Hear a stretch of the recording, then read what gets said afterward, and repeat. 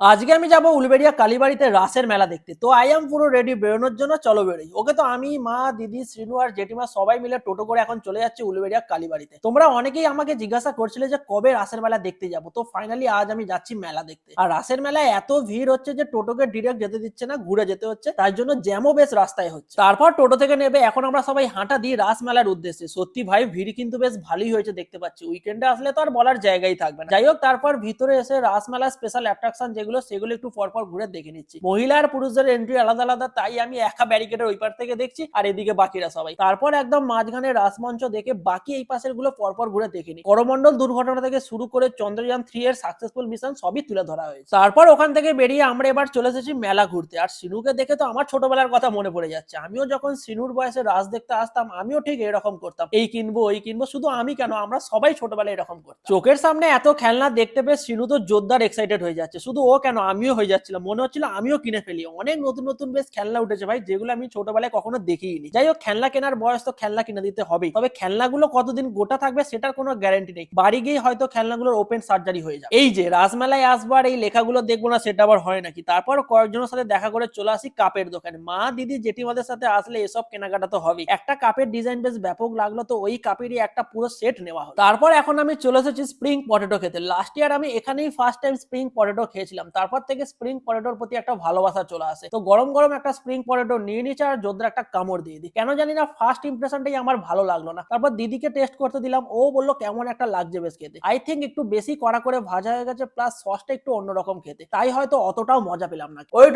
ব্লগটা কন্টিনিউ করার আগে তোমাদেরকে মামা আর্থের অ্যালো জেন্টেল ফেস ওয়াশের ব্যাপারে বলতে চাই, যার মধ্যে রয়েছে অ্যালোভেরা এবং গ্লিসারিনের গুণাগুণ। অ্যালোভেরা যা আমাদের স্কিনের হচ্ছে ইরিটেশনকে কমায়, এবং গ্লিসারিন যা আমাদের স্কিনকে হচ্ছে হাইড্রেটেড রাখে। আর এই প্রোডাক্ট হচ্ছে টোটালি সোপ ফ্রি এবং ফ্র্যাগনেন্স ফ্রি। আর মামা আর্থের সব প্রোডাক্ট হচ্ছে টোটালি হার্মফুল কেমিক্যাল থেকে ফ্রি এবং টোটালি মেড ইন ইন্ডিয়া। আর মামা আর্থের সব প্রোডাক্ট তোমরা পেয়ে যাবে হচ্ছে মামা আর্থের ওয়েবসাইট এবং মামা আর্থের নিজস্ব অ্যাপে। এছাড়াও তোমরা পেয়ে যাবে হচ্ছে অ্যামাজন, ফ্লিপকার্ট, নাইকা এবং পার্পেল। আর পারচেজ করার সময় তোমরা যদি আমার এই কোড প্রিয়2023 কোড ইউজ করো, তোমরা পেয়ে যাবে এক্সট্রা ডিসকাউন্ট। এছাড়াও তোমরা তোমাদের নিকটবর্তী স্টোরেও হচ্ছে মামা আর্থের প্রোডাক্ট পেয়ে যেতে পারো। আর এটা তো জানোই যে মামা আর্থের সব প্রোডাক্টই হচ্ছে প্লাস্টিক পজিটিভ। আর তোমাদের অর্ডার লিংক হচ্ছে একটা গাছের সাথে যে মামা আর্থ প্ল্যান্ট করবে, তো আর নিচে ডেসক্রিপশনে সমস্ত লিংকস দেওয়া আছে, পারচেজ করতে পারো। তারপর ওখান থেকে আবার চলে আসি খেলনার দোকানে। এই যে রান্না বাটির সেট একটা কেনা হলো, এবার থেকে সিনু আমাদের জন্য রান্না করবে। হ্যাঁ, সে তো করবেই, তার আগে দেখিনি যে রান্না করা সবকিছু আছে কিনা। আর এদিকে মা আবার একটা চিনামাটির কন্টেনারও কিনে নেয়। তারপর এদের সাথে দেখা করে আমরা চলে আসি ফ্লোর ম্যাট কিনতে। তো আপাতত দুটো ম্যাট কেনা হয়, পরে একদিন এসে আরো কয়েকটা কিনে নিয়ে যাবো। দেন আরো একটা গ্রুপের সাথে দেখা হয়ে যায়, তো ওদের সাথে গ্রুপ পিক তুলে চলে আসি রাইড সেকশনে। এই হলো ব্রেক ড্যান্স। লাইফে আমি